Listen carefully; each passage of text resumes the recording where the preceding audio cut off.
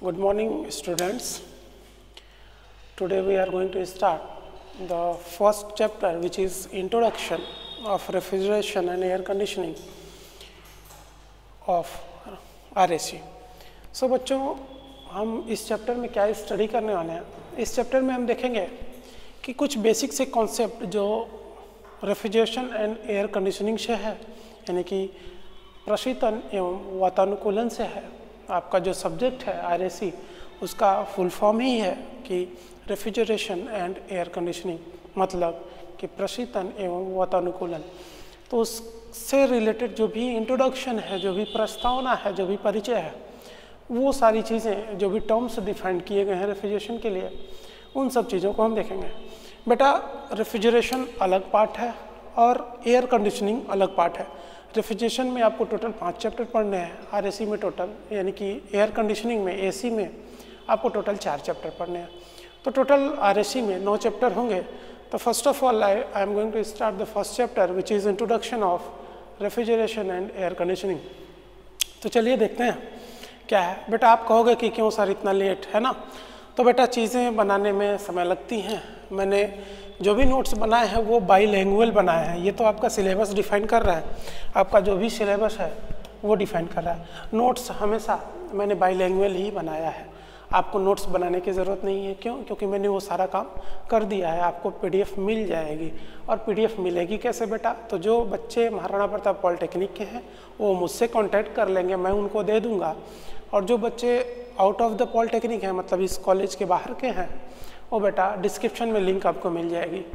Insta mojo पे है, कुछ पेबल होगा, वो अदर बच्चों के लिए, अपने कॉलेज के बच्चे के लिए कोई चार्ज नहीं। आप हमसे कांटेक्ट करिएगा, PDF आपको हम दे देंगे, ग्रुप में ही हम भेज देंगे। और आपके पास अगर नहीं भी पहुंचती है तो आप हमसे कांटेक्ट कर लीजिएगा, हम दे देंगे। ठीक है बेटा? इस कॉलेज के बच्चे के लिए, मैंने महाराणा प्रताप पॉलिटेक्निक के बच्चों के लिए। चलिए, आपके लिए तो सब कुछ है क्यों? तो आप देख सकते हैं जो भी नोट्स मैंने बनाए हुए हैं बेटा, वो बाईलैंग्वेज है, मतलब आपको किसी भी तरह की कोई समस्या होने वाली नहीं है। तो वो कहते हैं ना कि 100 सोनार की 1 लोहार की, तो अभी आपको देखने को मिल जाएगा। ठीक है ना? चलिए, तो इसीलिए बेटा टाइम लगा थोड़ा सा, और दूसरी चीज़ें उधर हम लोग बिजी थे, काफ़ी टीचर्स, तो नहीं ले पाए। चलिए स्टार्ट करते हैं रेफ्रिजरेशन। तो सबसे पहले रेफ्रिजरेशन का इंट्रोडक्शन अगर हम बात करें बेटा, तो इंट्रोडक्शन में हमें पढ़ना क्या क्या है? तो इंट्रोडक्शन में बेटा हम जो प्रशीतक है उसका परिचय देखेंगे एक छोटा सा, उसके बाद हम एयर कंडीशनिंग देखेंगे, उसके बाद हम देखेंगे रेफ्रिजरेशन यानी कि प्रशीतन की क्यों आवश्यकता पड़ी, फिर देखेंगे हम प्रशीतन का मतलब क्या होता है, उसके प्रभाव क्या होते हैं, उसकी इकाई क्या होती है, निष्पादन गुणांक यानी कि COP यानी कि कोएफिशिएंट ऑफ परफॉर्मेंस क्या होता है। उसके बाद हम देखेंगे बेटा COP और इफ़िशियंसी यानी कि निष्पादन गुणांक और दक्षता में संबंध या अंतर क्या है। उसके बाद हम देखने वाले हैं कि प्रशीतन की विधियां कौन कौन सी हैं, मेथड्स कौन कौन से हैं। उसके बाद एक रिवर्स कार्नोट साइकिल देखेंगे, यानी कि प्रतिवर्ती कार्नोट चक्र देखने वाले हैं। उसके बाद हम देखेंगे इसके रिप्रेजेंटेशन को किस पे, PV और TS आरेख पर, और इसके क्या क्या प्रयोग हैं प्रशीतन के और वातानुकूलन के, यानी कि रेफ्रिजरेशन और एयर कंडीशनिंग के क्या क्या एप्लीकेशन हैं, इस चैप्टर में हम देखने वाले हैं। और ये हमारा चैप्टर बेटा इंट्रोडक्शन का होगा। तो सबसे पहले अगर हम बात करें कि परिचय की, तो परिचय क्या है बेटा, इंट्रोडक्शन क्या है इसका? तो बेटा इंट्रोडक्शन सिंपल सा है।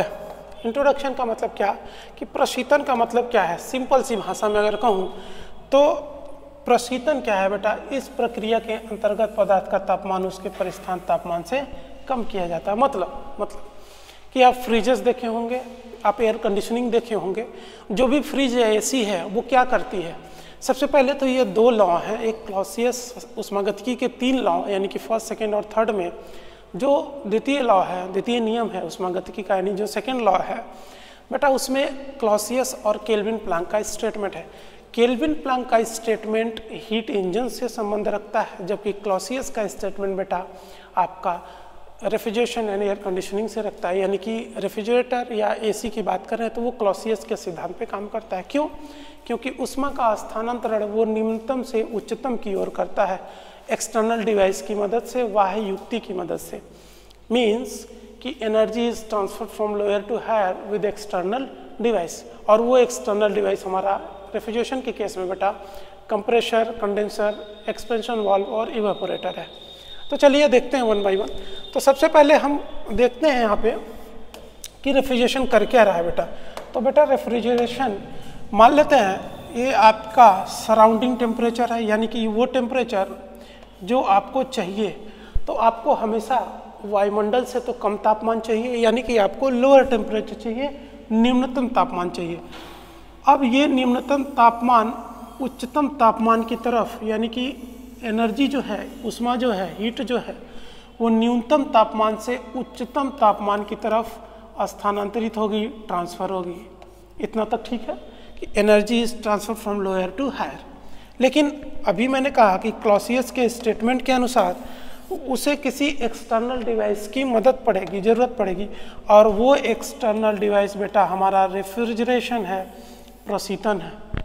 और जो प्रशीतन पैदा करता है, उत्पन्न करता है, उसको रेफ्रिजरेटर यानी कि प्रशीतक कहते हैं। तो ये हमारा रेफ्रिजरेटर है। लेकिन कब? जब आप इस पर कोई एक्सटर्नल काम करेंगे, और वो एक्सटर्नल काम बेटा कंप्रेसर करता है। वो कंप्रेसर चलता कैसे है? तो उसको हम इलेक्ट्रिसिटी प्रोवाइड करते हैं, बिजली सप्लाई देते हैं, तो वो कंप्रेसर चलता है। कंप्रेसर चलता है तो रेफ्रिजरेटर वर्क करता है। मैंने कोई काम आपने दिया, कोई वर्क आपने दिया, वर्क इनपुट कोई दिया, आपने कोई कार्य दिया सिस्टम को, निकाय को, और वो रेफ्रिजरेटर क्या करेगा?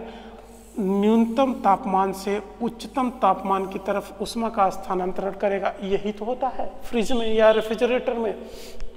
जो हम सामान अंदर रखते हैं वो क्या करता है? हीट को अवशोषित करता है, हीट एब्जॉर्ब करता है, और यहाँ से हीट रिजेक्ट करता है। हम आगे पढ़ेंगे बेटा इसकी साइकिल को।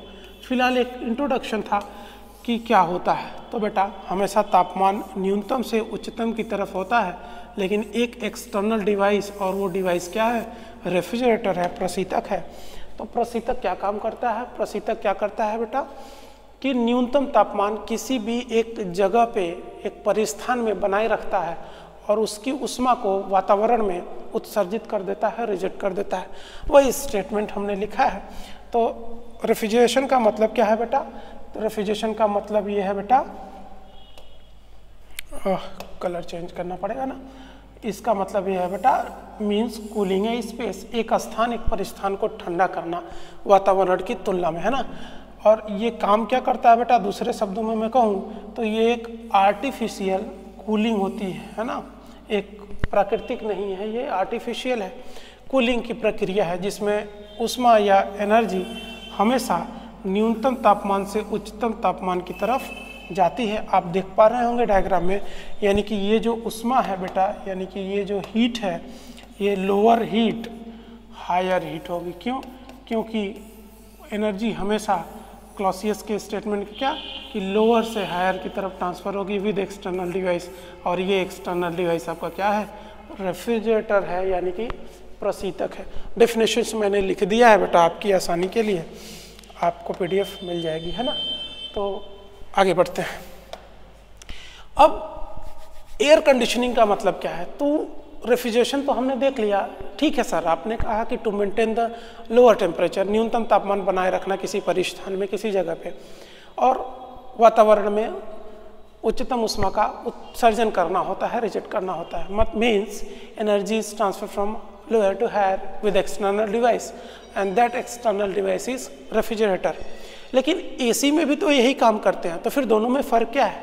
तो फ़र्क है बेटा, एसी हम जनरली क्या कह सकूं तो एसी हम ह्यूमन कंफर्ट के लिए बनाते हैं, मतलब मानव उसमें आराम महसूस कर सके, इसके लिए बनाते हैं। तो उसके लिए हम एसी में कई पैरामीटर्स कंट्रोल करते हैं। जैसे बेटा बात करें हम, सबसे पहला पैरामीटर तापमान कंट्रोल करते हैं, एयर की वेलोसिटी यानी कि वायु का वेग कंट्रोल करते हैं। हम एक निश्चित वेग से ही एयर को यानी कि वायु को भेजते हैं। तापमान हो गया, वेलोसिटी हो गई एयर की, आर्द्रता हो गया यानी कि ह्यूमिडिटी हो गई, प्योरिटी हो गई यानी कि एयर को, एटमॉस्फेरिक एयर को, वायुमंडलीय वायु को फिल्टर करके हम यूज़ करते हैं, क्योंकि वो ह्यूमन कंट्रोल के लिए या ह्यूमन कंफर्ट के लिए बनाई जाती है।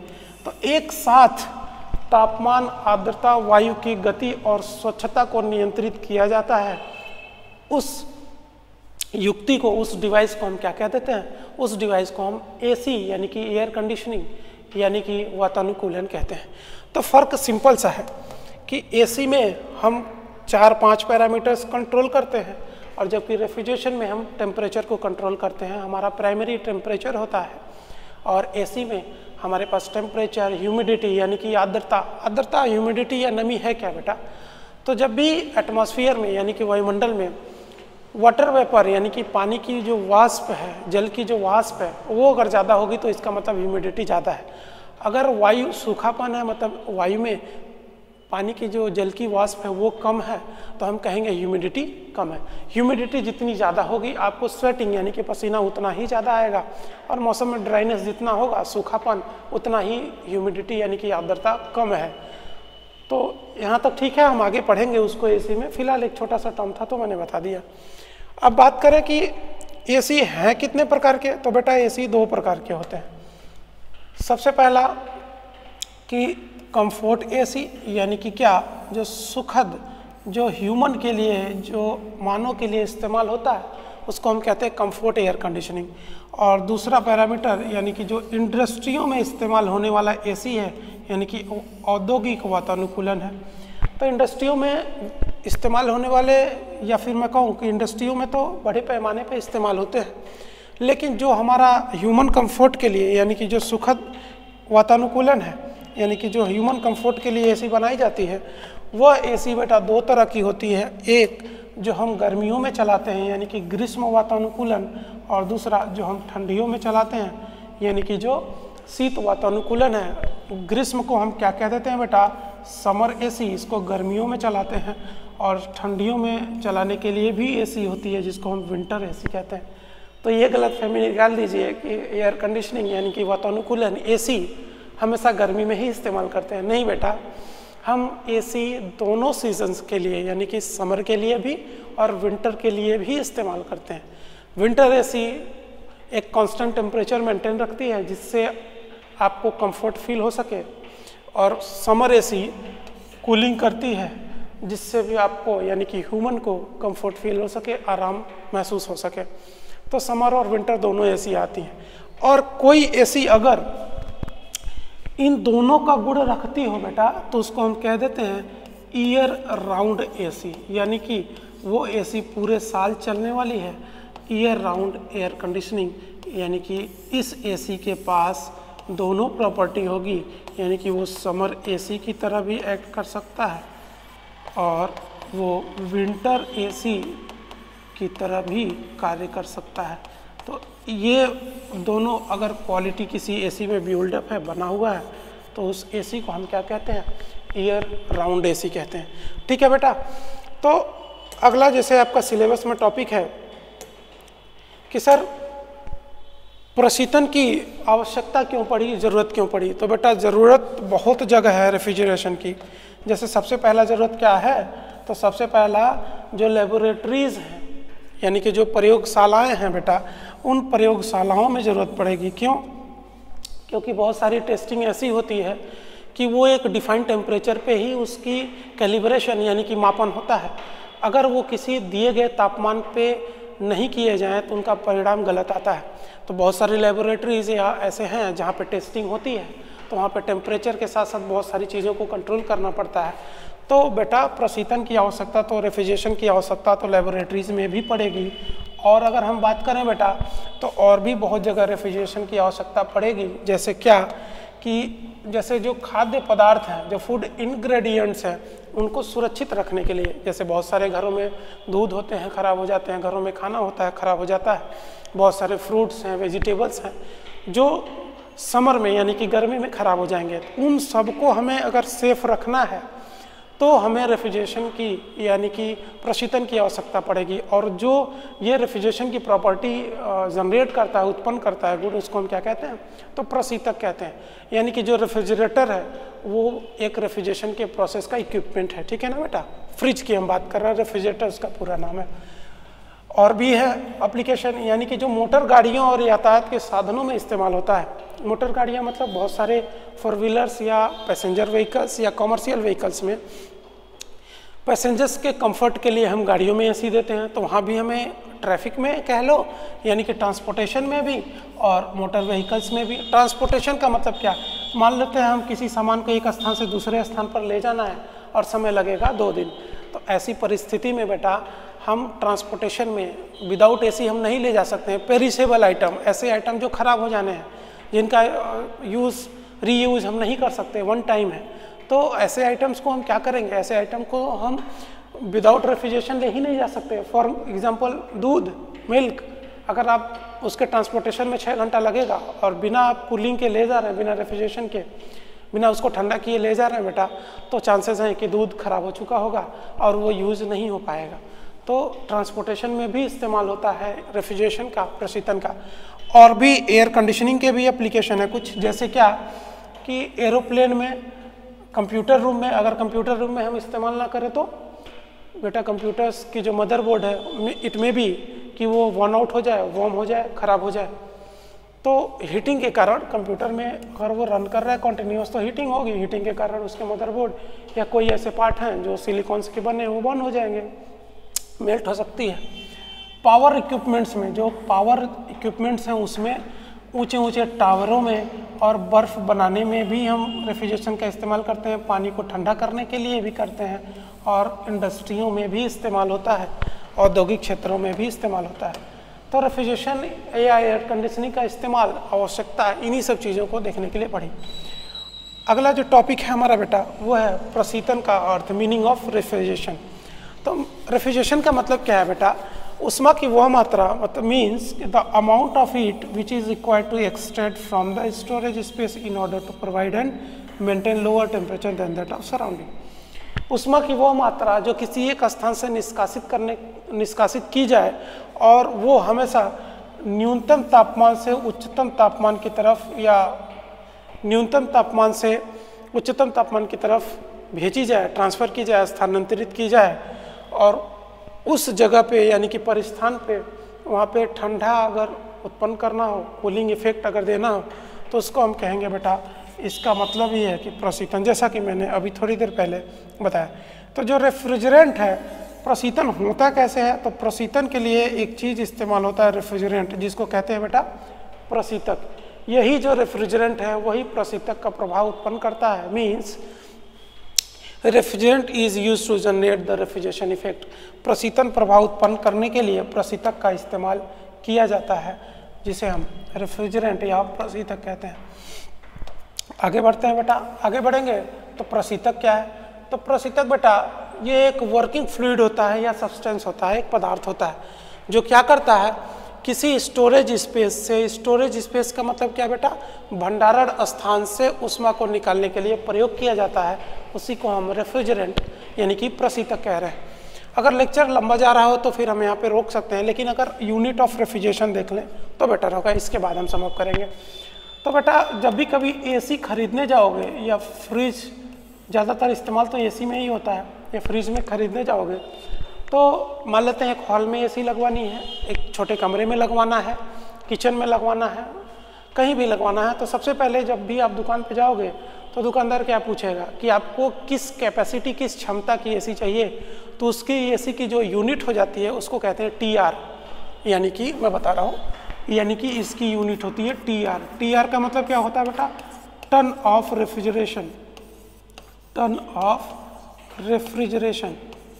टन का मतलब क्या होता है आप जानते होंगे, एक टन में 10 कुंटल, यानी कि टन ऑफ रेफ्रिजरेशन। और टन का मतलब क्या है, 10 कुंटल, 10 कुंटल, और 10 कुंटल में 1 कुंटल में 100 किलोग्राम, यानी कि अप्रॉक्स 1000, अप्रॉक्स क्या एग्जैक्टली 1000 किलोग्राम,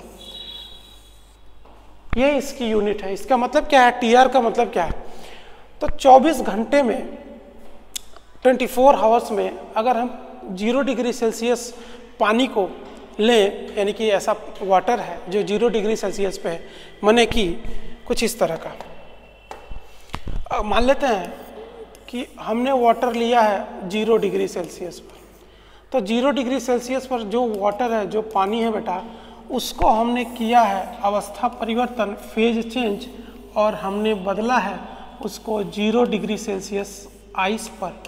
आप कहेंगे सर दोनों का तापमान सेम है, तो अवस्था कैसे बदल जाएगी? बिल्कुल बदलेगी बेटा। और इसी ऊष्मा को जो केवल अवस्था परिवर्तित करती है, तापमान बराबर हैं, उसको हम क्या कहते हैं? उस ऊष्मा को हम कहते हैं बेटा लेटेंट हीट, यानी कि गुप्त ऊष्मा। तो इसका मतलब है कि लेटेंट हीट सामान्य तापमान पर यानी कि नियत यानी कि स्थिर तापमान पर अवस्था परिवर्तन करती है। देख सकते हैं आप 0 डिग्री सेल्सियस पर 0 डिग्री सेल्सियस पर पानी भी होता है बेटा, और 0 डिग्री सेल्सियस पर बर्फ भी होता है। तो TR है क्या? टर्न ऑफ रेफ्रिजरेशन है क्या? तो बेटा TR टर्न ऑफ रेफ्रिजरेशन 24 घंटे में 0 डिग्री सेल्सियस पानी को 0 डिग्री सेल्सियस बर्फ बनाने में जितनी ऊष्मा की आवश्यकता होगी वही उसकी TR कहलाती है, वही टर्न ऑफ रेफ्रिजरेशन कहलाता है। क्लियर है? ये स्टेटमेंट वही लिखा गया है बेटा, हिंदी और इंग्लिश में बाइलैंग्वेज है। तो कुछ टर्म है जो हमें बताने पड़ेंगे कि TR है क्या। तो कुछ TR या कुछ लेटेंट हीट हम दे देते हैं डेटा, जैसे कि ये परेशान कर रहा है ना, ठीक है। जैसे कि बर्फ की जो लेटेंट हीट है, बर्फ की जो गुप्त ऊष्मा है बेटा, वो कितनी होती है? वो होती है बेटा 335 किलो जूल पर किलोग्राम, ठीक है। और भी कई सारे टर्म्स आप सुने होंगे कि 1 कैलोरी कितना होता है। कोई बताएगा 1 कैलोरी कितना होता है? आप लोग ऑफलाइन क्लासेस में होते तो फिर पूछना बनता है। 1 कैलोरी होती कितनी है बेटा? तो 1 कैलोरी 4.18, जैसा कि आप देख पा रहे होंगे कि 4.18 जूल होती है। कहीं कहीं पे इसको बेटा अप्रॉक्स लगभग 4.2 जूल लिख देता है, ठीक है। और तो इसी हिसाब से अगर हम जूल को कैलोरी में बदलें तो बेटा क्या हो जाएगा? 1 जूल में कितनी कैलोरी? तो 1 जूल में 1/4.2 या 4.18 करोगे तो ये आ जाएगा 1 जूल में 0.238 कैलोरी, 0.238 कैलोरी, है ना। तो 1 जूल में 0.238 कैलोरी या 1 कैलोरी में 4.2 जूल होता है। तो कुछ नोट्स के पॉइंट से अगेन मैं फिर से कह रहा हूँ, जब भी आप कभी जाएंगे AC परचेज करने तो उसके यूनिट क्या कहेंगे कि सर TR चाहिए, यानी कि टर्न ऑफ रेफ्रिजरेशन चाहिए। और टर्न ऑफ रेफ्रिजरेशन का मतलब क्या है कि 1 टन, अब क्वांटिटी भी है इसमें, अगेन आप कंफ्यूज ना हो, कि टन मैंने पहले भी बता दिया था, यानी कि 1 टन वाटर को 0 डिग्री सेल्सियस पर 1 टन पानी, 1 टन यानी कि 1000 किलोग्राम पानी को 0 डिग्री सेल्सियस से 1000 किलोग्राम यानी कि 0 डिग्री सेल्सियस पर बर्फ बनाने में, 1000 किलोग्राम 0 डिग्री सेल्सियस पर बर्फ बनाने में जितनी ऊष्मा की आवश्यकता होगी, जितनी ऊष्मा की आवश्यकता होगी वही ऊष्मा क्या है? इसकी TR है। तो जनरली सुनते होंगे 1 TR 1 टन है AC, 1 TR है, 2 TR है, डिपेंडिंग अपॉन कि आपके रूम में स्पेस कितना ज़्यादा है, उसी हिसाब से उतने ही स्पेस पे उसको हमें कैपेसिटी की ज़रूरत पड़ेगी। तो जब भी AC की यूनिट की बात करेंगे तो AC की यूनिट हम किस में व्यक्त करेंगे बेटा? Turn of refrigeration. और टर्न ऑफ रेफ्रिजरेशन होगा क्या कि 0 डिग्री सेल्सियस पर पानी को 0 डिग्री सेल्सियस यानी कि अगेन मॉडिफाई करूँ तो 24 घंटे में 1 टन पानी को 0 डिग्री सेल्सियस से 1 टन आइस में 0 डिग्री सेल्सियस पर बनाने में जितनी ऊष्मा की आवश्यकता होगी वो उसकी क्या कहलाएगी? टर्न ऑफ रेफ्रिजरेशन कहलाएगी, वही उसकी TR कहलाएगी। Means the amount of heat which is required to convert water at 0 degree Celsius, 1 ton of water at 0 degree Celsius to 1 ton of ice at 0 degree Celsius, that heat is called as ton of refrigeration, that amount of heat is called as ton of refrigeration. तो यहाँ पे वो चीज़ें आपको मिल जाएंगी। फिलहाल हम अगर आगे बढ़ें तो कुछ लेटेंट हीट की हम बात कर रहे थे बेटा, तो लेटेंट हीट की बात यहाँ पे देख लेते हैं क्या है, उसके बाद हम COP से अगले चैप्टर में बढ़ेंगे।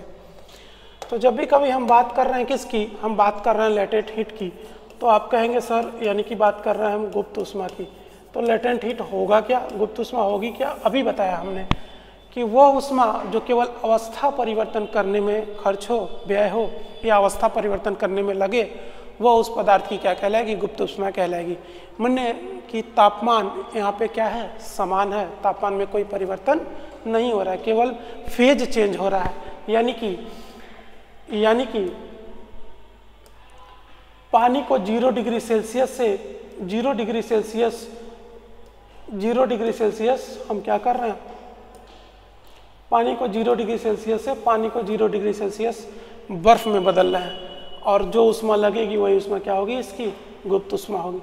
तो अब कभी आप पूछें कि सर टीआर को हम और किस में व्यक्त कर सकते हैं, तो बेटा आप टीआर को बहुत सारी चीज़ों में तो नहीं, लेकिन जैसे 1 टन ऑफ रेफ्रिजरेशन होता है, उसका मतलब होता है 3.5 किलोवाट। किलो का मतलब आपको पता होगा पावर फैक्टर, किलो का मतलब होता है 10⁻³ वाट, यानी कि एक टीआर में 3.5 × 10⁻³ वाट होगा।